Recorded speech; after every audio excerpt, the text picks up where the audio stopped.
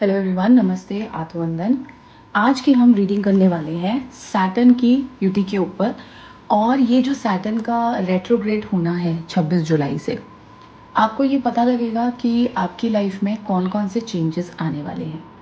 जब भी मैं सैटर्न का नाम लेती हूँ तो बहुत लोग डर जाते हैं और वो ये एक्सपेक्ट करते हैं कि उनकी लाइफ में बहुत गिरावट आएगी या क्योस आएगा या उथल पुथल होगा। तो इस तरीके से लोग कई बार सोचते हैं, लेकिन ऐसा कुछ भी नहीं होगा। बहुत ही डिफरेंट और बहुत ही नई साइकिल आपकी लाइफ में आएगी।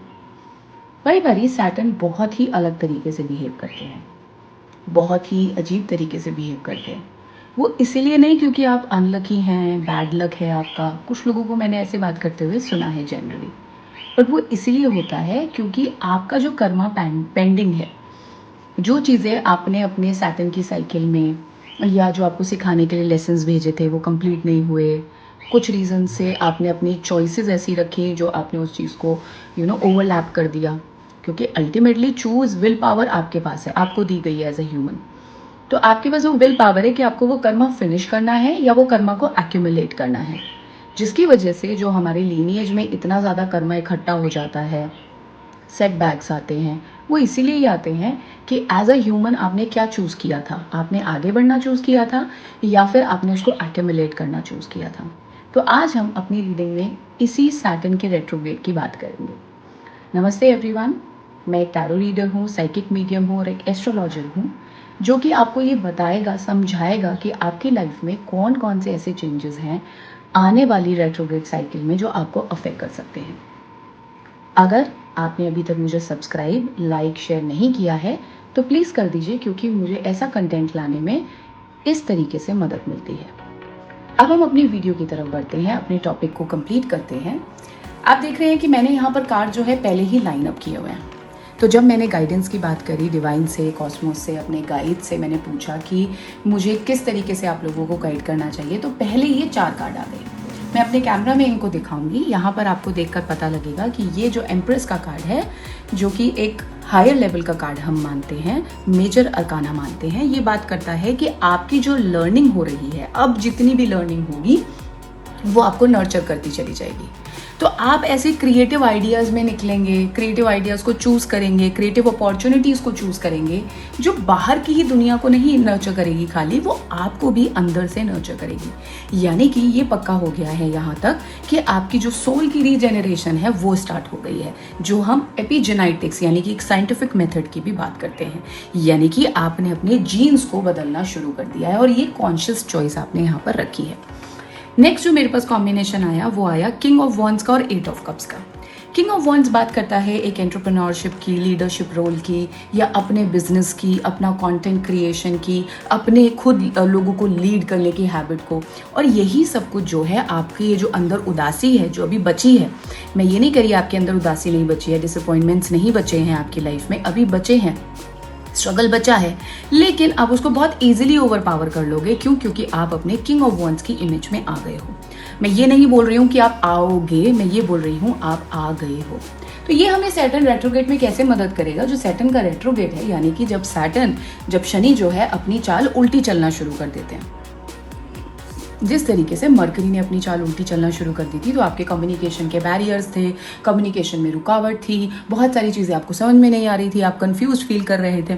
लेकिन जैसे ही मरकरी अपने खुद के साइन में आया, जेमिनी में आया, वहीं से चीज़ें फ्लो होनी शुरू हो गई। इसी तरीके से जब सैटर्न रेट्रोग्रेड होते हैं, जो कि दिसंबर तक ये रेट्रोग्रेड रहेंगे, स्टार्टिंग फ्रॉम 26 जुलाई, तो ये आपकी लाइफ में वो चीज़ों पर ब्लॉकेज बनाएंगे जो चीज़ें अभी आपको अपने अंदर से हील करनी है। जब भी सैटर्न की रेट्रोग्रेड होता है, और मैं जिन लोगों की भी रीडिंग्स करती हूँ या उनकी काउंसलिंग करती हूँ, उन्हें गाइड करती हूँ, मैं ऑफन उनको ये समझाती हूँ कि जिस दिन आप सैटर्न को अपना फ्रेंड मान लेंगे, आप शनि देवता को अपना फ्रेंड मान लेंगे, उस दिन आप ये समझ जाएंगे कि ये हार्डवर्क आपके लिए गड्ढे खोदने नहीं आया है, ये हार्डवर्क आपके लिए गड्ढे खोद के उसमें नींव रखने के लिए आया है। तो जब आपकी नींव रखी जाती है, यानी कि आपके लेगेसी की रेडीनेस होती है, यानी कि आपको रेडी किया जाता है कि भाई आगे तुम्हारे लिए पहाड़ है, लेकिन उसका मतलब नहीं है कि आप पहाड़ पर नहीं चढ़ सकते। पहाड़ पर चढ़ने के लिए तुम्हें कौन कौन से स्किल्स चाहिए, कौन कौन सी तुम्हारे टैलेंट्स चाहिए, उनके ऊपर काम करता है सैटर्न। वो आपको एज अ ट्रिगर मिलते हैं। तो आसपास के लोग आपको ट्रिगर कर सकते हैं, आसपास के लोग आपको ऐसा फील करा सकते हैं कि आपको अभी और अलाइन असेंड होने की ज़रूरत है, और ये चीज़ आपको कहीं ना कहीं बहुत ही ज़्यादा ट्रिगरिंग लगेगी, बहुत ही ज़्यादा डिसअपॉइंटिंग लगेगी। और इसीलिए हमारे पास यहाँ पर 8 ऑफ कप्स का कार्ड है। देखिए सारे ही कार्ड्स बड़े अच्छे आए, पहले ही मेरे 3 कार्ड्स बड़े ही अच्छे आए, लेकिन एंड में 8 ऑफ कप्स आया, यानी कि अभी आपके अंदर हीलिंग बची है, अभी आपको हील करना ज़रूरी है। अभी सोल लेवल पर आप हैप्पी नहीं हैं। आप कभी अकेले बैठते हैं तो आपका रोने का मन करता है, आपको ऐसा लगता है मेरे साथ सही नहीं हुआ, मेरे साथ बेहतर नहीं हुआ। तो वो बेहतर होने के लिए ही कि क्यों नहीं हुआ, उसके लिए जो पीरियड आएगा वो ये वाला पीरियड आएगा। जब हायरोफेंट आ जाते हैं हमारी रीडिंग में, यानी कि मैं उन लोगों से बात कर रही हूँ जो या तो अपने घर के बड़े बेटे हैं या बड़ी बेटी हैं, या अपने घर में उन्होंने सबसे ज़्यादा रिस्पॉन्सिबिलिटी उठाई है और सबसे ज़्यादा रिस्पॉन्सिबिलिटीज़ को हैंडल किया है, और उन्होंने ये कर ये साबित किया है कि चाहे उन पर जितनी भी प्रॉब्लम आ जाए वो अपने लक को खुद बदलते हैं। जिन लोगों से मैं बात कर रही हूँ, आपका जुपिटर जो है बहुत ही प्रोमिनेंट डिग्री में बैठा हुआ है, आपका लक जो है आपको बहुत सपोर्ट करता है। यहाँ पर जब ये बात मैं बोल रही हूँ तो आपको ये भी ध्यान देने की ज़रूरत है कि आपके पेट से रिलेटेड, डाइजेशन से रिलेटेड आपको चेंज फील करेंगे जुलाई से लेकर दिसंबर तक के टाइम में। ऐसा क्यों होगा? क्योंकि आपकी लक बदल रहा है, साइकिल बदल रही है, टाइमलाइन बदल रही है। एज अ ह्यूमन आप इसको परसीव नहीं कर पाते हैं, एज अ ह्यूमन आप इसको समझ नहीं पाते हैं, लेकिन हमारे पास थर्ड आई का कार्ड है, हायरोफेंट का कार्ड है, यानी कि हमें ये भी पता लगता है कि आप इस चीज़ को चाहे जितना भी क्वेश्चन करें ये होकर रहेगी। तो बेहतर है उस फ्लो में आ जाए, उसे पुश ना करें।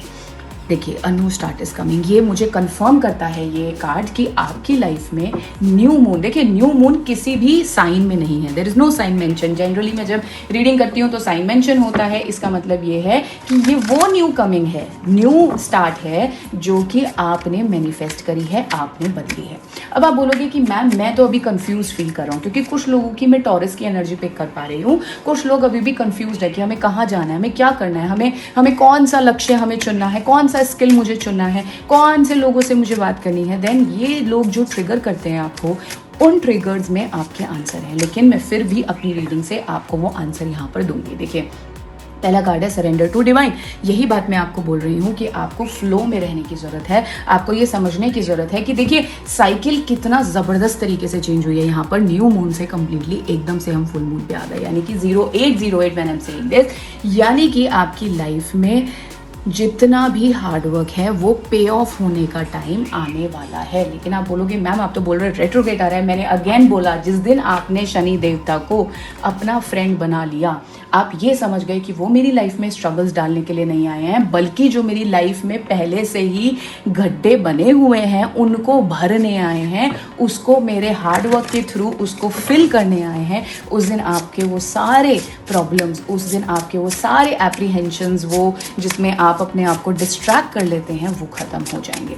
यहाँ पर मुझे आपका मून क्लियर होता हुआ नजर आ रहा है। तभी जब हमारा एकदम से साइकिल न्यू मून से फुल मून आ गई, मुझे ये समझ में आ रहा है कि आप जो है बहुत भारी इमोशनल रिजेंटमेंट के टाइम से निकलकर बिल्कुल फुलफिलिंग वाले टाइम में आने वाले हैं। यहाँ पर देखिए अब हेवल का कार्ड है, यानी कि आपकी लाइफ में उथल पुथल निश्चित है। कि यानी कि ऐसा नहीं होगा कि मतलब मैं बात कर रही हूँ तो बिल्कुल शुगर कोट करूँ और मैं बोलूँ कि अरे तुम्हारी लाइफ में तो बहुत ही बढ़िया टाइम आने वाला है। टाइम आने वाला है, लेकिन इस अपहेवल का मतलब ये है कि वो टाइम जो है एक उथल पुथल के लिए आएगा, क्योंकि वो आपको यहाँ पर फ्रीडम देकर जाएगा।